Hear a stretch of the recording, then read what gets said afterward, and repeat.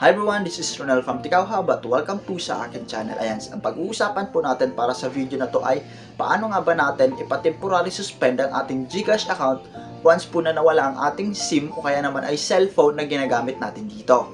Okay, so unang-una ang purpose po kung bakit natin ipapa-temporary suspend ang ating GCash account is para po hindi magamit ng nakapulot ng ating nawalang SIM o kaya ng cellphone ang ating GCash account. Kasi once na nakalagin sila doon, is maaari nilang magamit ang ating account. Kaya ang purpose nito, para maiwasan na magamit ng iba ang ating GCash account habang nawawala ang ating SIM card o kaya naman ay cellphone. Okay? Kung nawala ang iyong SIM card o kaya naman ay cellphone na ginagamit sa iyong GCash account, panoorin mo ang video na to step by step para po makatulong sa inyo. Okay? So, switch lang ako sa aking screen recording para makapagsimula tayo. Ayan, nandito na po ako sa aking screen recording. Ang first step po natin na gagawin ay itap itong help center. Okay, wag po kayong mag-alala kung ang iyong nawala ay cellphone. Pwede naman po kayong mag-submit ng ticket gamit ang ibang phone na may GCash account. Okay, so wala naman po problema yan. Tap natin yan. And then, dito na tayo sa help center. Scroll lang po natin siya pababa. Pag nakita mo tong your guide to GCash, scroll po natin siya pakaliwa. And then, itatap natin itong protect your account. After nyan, scroll lang po natin siya pababa hanggang sa makita natin itong lost SIM or phone. Itap po natin yan. Pagkatap nyan, scroll natin siya pababa. Ang gagawin natin dito ay itap itong naka-hyperlink dito or itong naka-highlight, which is click here to report immediately. Okay, tap lang po natin yan. And then, scroll natin siya pababa. Ito yung mga fields na fill out na natin para tayo ay makapag-create ng ticket. Okay, unahin natin ang your email address. Ang ilalagay po natin dito ay ang ating GCash registered email address doon po sa GCash account natin na nawalan ng SIM. Okay, yun po yung ilalagay natin dito.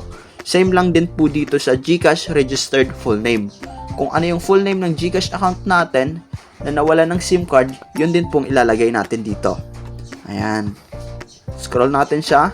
Next natin ay ang mobile number. Ito naman po ay ang mobile number na nawala natin ng SIM card. Okay? Lagay mo lang po dito at gayahin itong format na nasa ibaba. Next natin is your account type. Okay? Piliin po natin ang regular account kung ikaw ay hindi naman merchant, hindi naman GCash Junior o kaya ay G Overseas. Ayan, regular account lang. Tapos, etong lost mobile number, eto pong number na ilalagay mo dito ay ang siyang madi-deactivate. So, dapat ang ilagay mo dito ay ang GCash number na nawalan mo ng SIM card. So, ibig sabihin, kung ano yung nilagay mo dito sa mobile number, same lang po ang ilalagay mo dito sa lost mobile number. Okay? Then, scroll tayo. Next natin ay first name. Dito sa first name, ilalagay po natin dito ay ang first name ng iyong GCash mobile registered full name. Kung ano yung first name mo doon. Same lang din po dito sa middle name and last name. Kumbaga, pag uutay-utayin mo lang ang nilagay mo dito sa GCash registered full name na field. Tapos, dito sa first name, middle name, and last name. Ayun, ganun lang po siya kadali. Next natin ay date of birth. Dito naman sa date of birth, may format naman tayo. Nasa baba, year, month, and date. Okay? Next natin is, what was the email registered to your old account? Dito, ang ilalagay po natin ay same lang po dito sa pinakataas na nilagay natin. Etong your email address. Okay? Yan, wag po tayo malilito dyan. Same lang po yun. And then dito, kindly provide all the details that will help us assist with your concern. Ang ilalagay lang po natin dito ay kung ano nangyari sa ating SIM card para po tayo ay matulungan nila sa ating concern. Ngayon, sabihin lang natin, pwede mong ilagay dyan is, ang aking cellphone ay nawala, ang aking cellphone ay nanakaw, ang aking SIM card ay nawala, pwede po natin ilagay dyan. And then dito sa attachment, ang ilalagay po natin dito ay proof na tayo yung may-ari ng nawalang account na yon or GCash account na yon or nawalan ng cellphone na indicated sa ating GCash account. So, yung ilalagay natin sa files ay valid ID or government-issued valid ID. Mas maganda, dalawa po. Kung kayo po ay mayroon ng national ID, picturean mo po yun and then submit mo. Kung kayo po ay mayroon namang UMID, picturean mo po and then submit mo po yun. Tapos, pwede po tayo mag-submit ng selfie with valid IDs. Ibig sabihin, may picture po kayo na hawak mo yung dalawang valid IDs na sinubmit mo dito or inattach na file mo dito.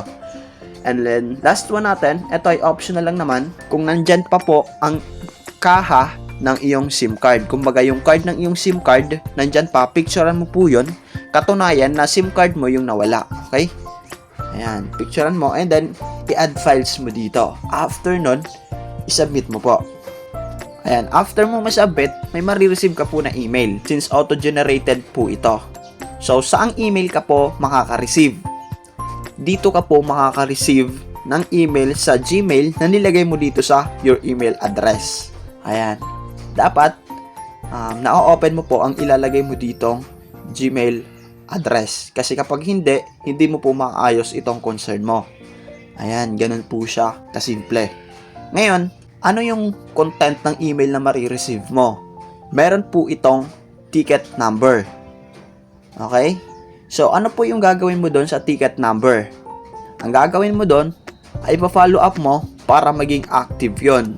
Kasi kapag hindi mo yan finalo up within 48 hours, yun po ay madi-deactivate. Ibig sabihin, since hindi mo siya finalo up, ang akalain ni GCash niyan ay resolved na ang iyong issue or concern. Okay, ganun po yun.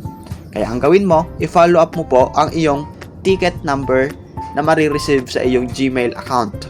Paano po mag-follow up? Okay? So, sa pag-follow up po, punta po kayo dito sa help center. Tapos, kapag nakita mo itong chat with GG na icon dito, itap mo po yan. Pagka-tap mo po dyan, dito, i-search mo po ang follow up. Ayan, follow up. Tapos, may lalagay po dito na suggestions. Check the status of my ticket. Dito mo po ilalagay ang iyong ticket number.